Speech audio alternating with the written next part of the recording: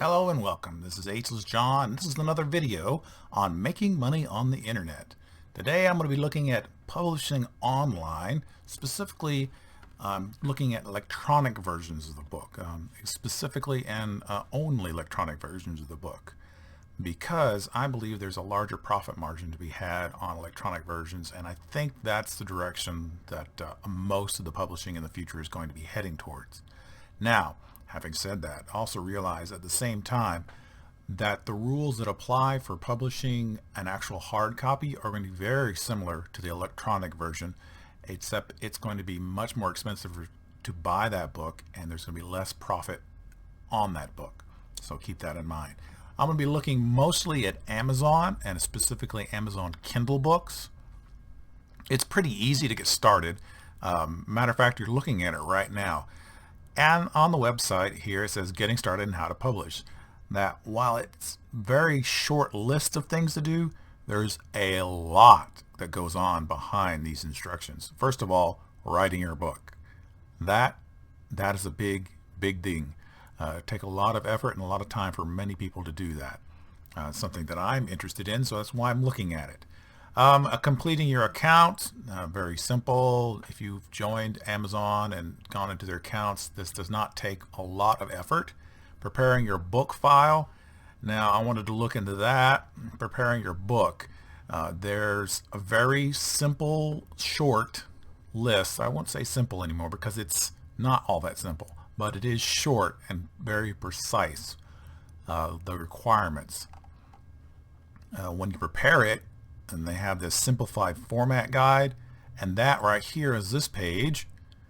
And building your book, creating front matter, formatting text, paragraphs, creating an active table of contents, guide items, creating back matter. These are just the basics things that you're going to need when you're creating your e-published book. Now, also look at all these things. Not all of these things are going to require for every book. Some of the things like the HTML, you may not want to do your book in HTML. You may want to just strictly do it in Word document or whatever format you prefer. So it looks like that's an option. So, and when you're done, you just upload an ebook for sale on Amazon. Now let's go into the final thing that most people are going to be interested in. After having done all that hard work in creating and publishing your book in a format that can be read, the price and royalty information. Okay, from what I can understand from reading this, the largest percentage you can get is, there are actually two separate categories, 70% and 35%. So, in order to qualify for the 70%, your books must meet the following requirements. The author or published supplied list price must satisfy list price requirements, which you can find on this link, which I will have down below. And this is it right here, and that's going to vary from country to country, although not dramatically. The list price must be at least 20% below the lowest list price for the physical book, if you have a physical book. Titles must be made available for sale in all geographies for which the author or publisher has rights. And the answer to that is down here, 70% territory. So just read this whole thing and it will give you a better idea whether or not your book will qualify for the 70% or the 35%. In terms of actually getting paid, they have three major methods for payment in the Kindle store, either electronic funds transfer, wire transfer, or check. Now for the electronic funds transfer, you get payment as the books are sold, so there's no amount accrued. However, if you choose the check or wire payment, largely because of wherever you happen to be, I'm imagining, and you are unable to get electronic funds transfer, then these apply, these check hold threshold limits. So as soon as you accumulate approximately $100 in your currency of your wherever your location is, then that check will be sent or transferred. Now, payment options by location, you can again come in here and browse the different locations and the different payment options that will be available dependent on your location and your country. Okay, so we've talked a little bit about Amazon Kindle, which is a 35 or a 70% royalty. And that means you sell your book, you get that amount, a percentage of the sales returned to you. All right, so what about the other options? There are a few other options, and I'm going to just look at three of the most, I believe, the most popular ones. Blurb.com is one of them, and you'll notice I'm just going to mention them and give you some of the options that are available here. They sell strictly through Blurb, and they also have a sell on Amazon option, and you can look through there and see what the price variations are going to be with that, as well as an Apple iBook store option. Now, when you sell through these second-party stores, you're going to get less profit, but it's something you want to look at in consideration. If you really believe that your book is going to sell very, very large amounts, it might be something that you would be interested in doing, because you will sell a lot more and therefore you'll get more money. But it's something that you're going to have to do some research into and look in and see if it's something you're interested or not.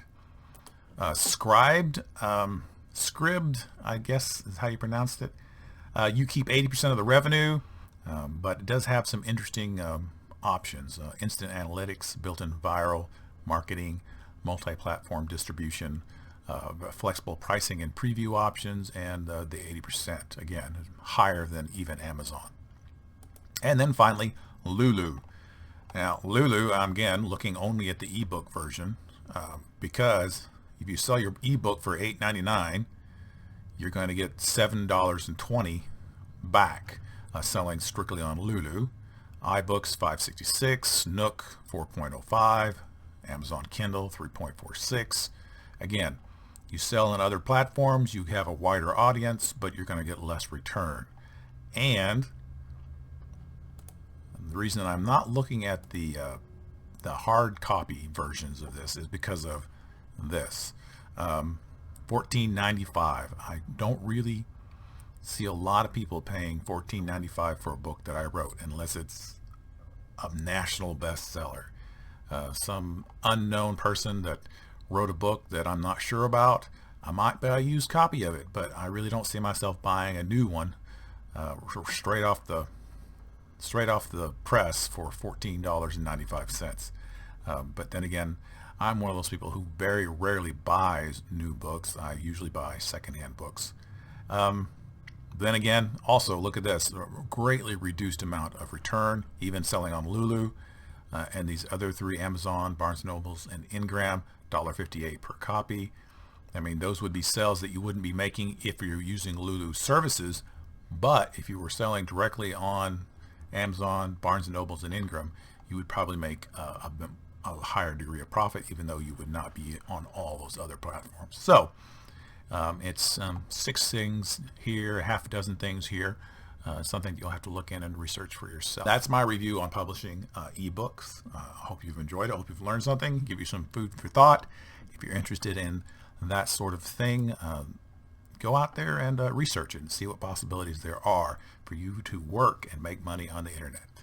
Again, this is Ageless John, and this has been a how to make money on the internet video. Please don't forget to thumbs up and subscribe, and I'll see you around.